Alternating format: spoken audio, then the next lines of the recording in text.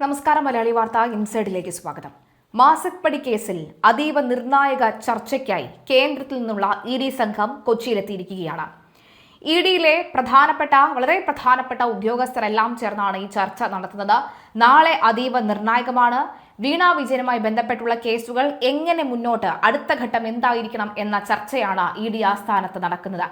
മാസപ്പടി കേസിൽ തുടർ നീക്കവുമായി ഇഡി വരികയാണ്. കേസിന്റെ തുടർകാര്യങ്ങൾക്കായി ഇഡി ഡയറക്ടർ കൊച്ചിയിലെത്തി. വീണ അടക്കമുള്ളവർക്കെതിരായ തുടർ നീക്കം നാളെ തീരുമാനിക്കും.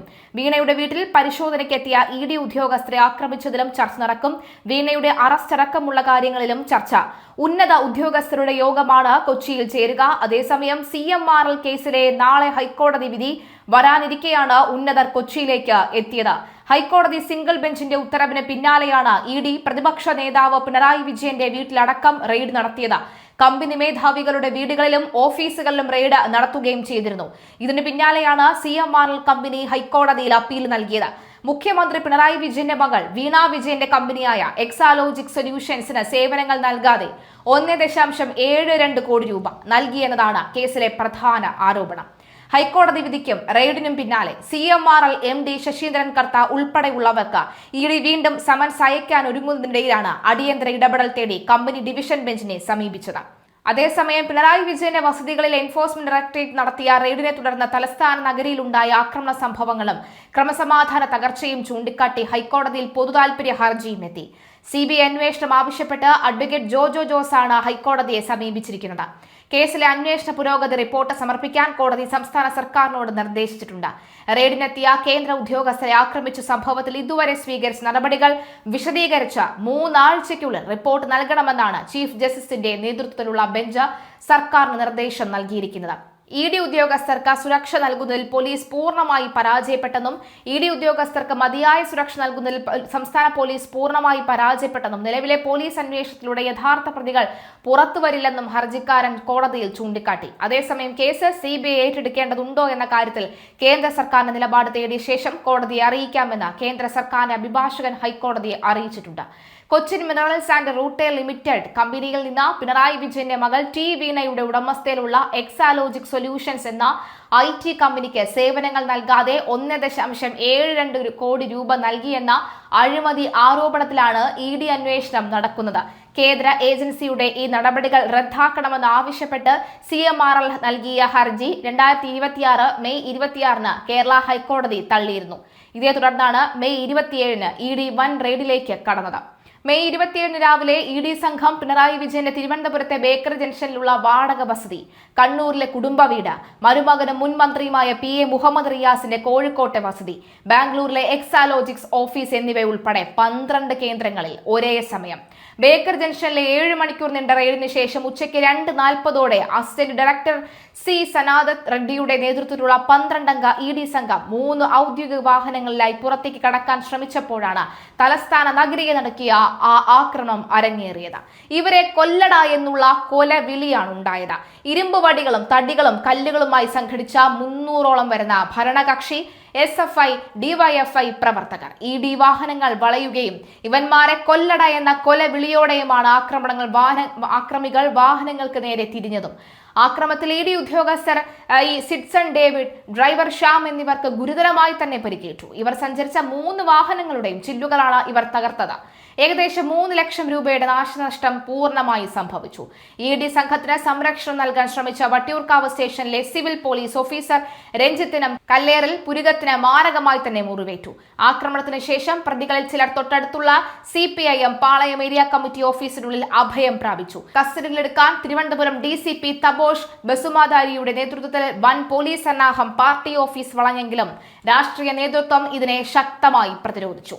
CPIM ജില്ലാ സെക്രട്ടറി വി ജോയ്, മുൻ മന്ത്രിമാരായ വി ശിവൻകുട്ടി, കടകംപള്ളി സുരേന്ദ്രൻ, രാജ്യസഭാ MP ജോൺ ബ്രിട്ടാസ് എന്നിവർ ഗേറ്റിൽ മനുഷ്യച്ചങ്ങല തീർത്ത പോലീസിനെ തടയുകയായിരുന്നു. പ്രതിഷേധം സമാധാനപരമായിരിക്കുമെന്ന് വാക്ക് ലംഘിച്ചതായി DCP വി ജോയോട് പരസ്യമായി തന്നെ ചൂണ്ടിക്കാണിച്ചെങ്കിലും ചാനൽ ദൃശ്യങ്ങളുടെ അടിസ്ഥാനത്തിൽ ആരെയും അറസ്റ്റ് ചെയ്യാൻ അനുവദിക്കില്ലെന്ന നിലപാടാണ് രാഷ്ട്രീയ നേതൃത്വം സ്വീകരിച്ചത്. മണിക്കൂറുകൾ നീണ്ട ചർച്ചയ്ക്കൊടുവിൽ പാർട്ടി നേതൃത്വം നിശ്ചയിച്ച 4 പേരെ മാത്രമാണ് ആദ്യഘട്ടത്തിൽ പോലീസിന് കൈമാറിയത്. കേസ് അന്വേഷിക്കുന്നതിന് ജൂനിയർ സബ് ഇൻസ്പെക്ടർ പ്രധാന പ്രതിയായ അനിൽകുമാർ ഉൾപ്പെടെയുള്ളവർ പിൻവാതിലിലൂടെ രക്ഷപ്പെട്ടതും ആക്ഷേപം ഉയർത്തി. നിലവിൽ മ്യൂസിയം പോലീസ് സ്റ്റേഷനിൽ 2 എഫ്ഐആറുകളാണ് സംഭവവുമായി ബന്ധപ്പെട്ട് രജിസ്റ്റർ ചെയ്തിരിക്കുന്നത്. ED അസിസ്റ്റന്റ് ഡയറക്ടറുടെ പരാതിയിൽ കണ്ടാലറിയാവുന്ന 300 പേർക്കെതിരെ ഭാരതീയ ന്യായ സംഹിത BNS വധശ്രമം സെക്ഷൻ 109, ഔദ്യോഗിക കൃത്യനിർവഹണം തടസ്സപ്പെടുത്തൽ സെക്ഷൻ 132, പൊതുമുതൽ നശിപ്പിക്കൽ തടയൽ നിയമം സെക്ഷൻ 3/1 എന്നിവ പ്രകാരം ഒന്നാമത്തെ കേസെടുത്ത FIR നമ്പർ 0762/2026 CPO രജിത്തിന്റെ പരാതിയിൽ കണ്ടാലറിയാവുന്ന ഒരാൾക്കെതിരെയും മറ്റുള്ളവർക്കെതിരെയുമാണ് രണ്ടാമത്തെ കേസ്. FIR number 0763/2026. മ്യൂസിയം സ്റ്റേഷനിലെ ജൂനിയർ സബ് ഇൻസ്പെക്ടർ മധു S ആണ് ഈ 2 സുപ്രധാന കേസുകളിലും സ്വയം അന്വേഷണം നടത്തുന്നത്. ഇതാണ് കേസ് CBIക്ക് വിടണമെന്ന് ആവശ്യപ്പെടാൻ ഹർജിക്കാരനെ പ്രേരിപ്പിച്ചത്. പ്രതിപക്ഷത്തെ പ്രമുഖർ MPമാർ, MLAമാർ, മുൻ മന്ത്രിമാർ എന്നിവർ നേരിട്ടിടപെട്ട പ്രതികളെ സംരക്ഷിക്കാൻ ശ്രമിച്ച കേസിൽ ഒരു ജൂനിയർ സബ് ഇൻസ്പെക്ടർ നിഷ്പക്ഷമായ അന്വേഷണം നടത്താൻ സാധിക്കില്ല എന്ന ഹർജിയിൽ പറയുന്നു.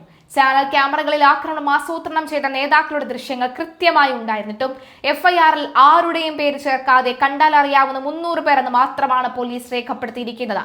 കൂടാതെ CCTV ദൃശ്യങ്ങളും ടവർ ലൊക്കേഷൻ വിവരങ്ങളും അടക്കമുള്ള ഡിജിറ്റൽ തെളിവുകൾ പ്രാദേശിക പോലീസിന്റെ പരിധിയിലായാൽ അട്ടിമറിക്കപ്പെടാൻ സാധ്യതയുണ്ടെന്നും അതിനാൽ ഇവ സെൻട്രൽ ഫോറൻസിക് സയൻസ് ലബോറട്ടറിയിലേക്ക് മാറ്റണമെന്നും ഹർജിക്കാരൻ ആവശ്യപ്പെടുകയാണ്. മനസ്സിലാക്കാം, കണ്ടറിയാം അടുത്ത ദിവസം എന്താണ് സംഭവിക്കുക എന്ന്.